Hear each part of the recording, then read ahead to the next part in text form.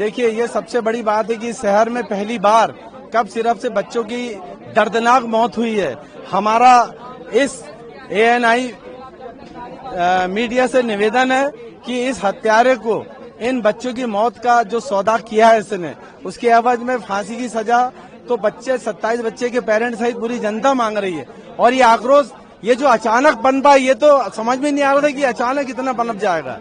लेकिन हमारा ये निवेदन है कि माननीय सुप्रीम कोर्ट में जो रिट लगी थी विशाल तिवारी की, जो CBI जांच की, उसे पुनर्याचिका के माध्यम से 27 बच्चों को न्याय दिलाया जाए और उन्हें इस कंपनी के पूरा सीज करके संपत्ति से उनको 27 बच्चों की मौत का मुआवजा दिलाया जाए।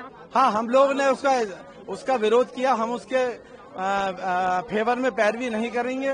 वो अपने तमिलनाडु से जिस भी अधिवक्ता को लगाना चाह के अपनी पैरवी करे। ट्रायल तो ये माननीय ADJ श्री गौतम गुजरे सर के न्यायालय में उसे पेश किया गया है।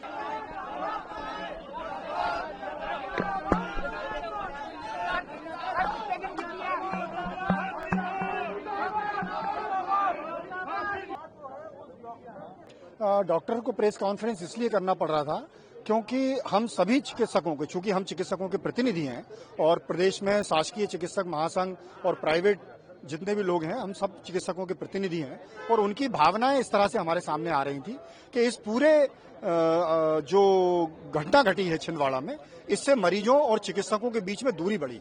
इस दूरी को घटाने के लिए, वो विश्वास वापस प्राप्त करने के लिए और सच्चाई को जनता तक पहुंचाने के लिए ये प्रेस कॉन्फ्रेंस करनी पड़ी। सर, जो बात हो रही है कि डॉक्टर को आरोपी बनाया गया, जेल भेजा गया, उसको लेकर आपका स्टैंड क्या है?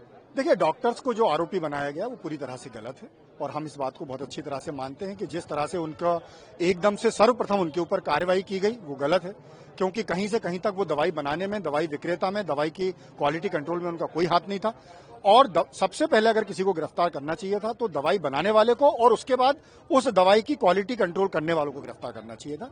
उसके बाद जब चिकित्सक की गिरफ्तारी हुई वो भी सुप्रीम कोर्ट की गाइडलाइन के विरुद्ध हुई। सुप्रीम कोर्ट की गाइडलाइन ये कहती है कि सबसे पहले जांच होनी चाहिए टेक्निकल कमेटी के द्वारा और उसके निष्कर्ष के उपरांत ही डॉक्टर को गिरफ्तार होना चाहिए। Thank you.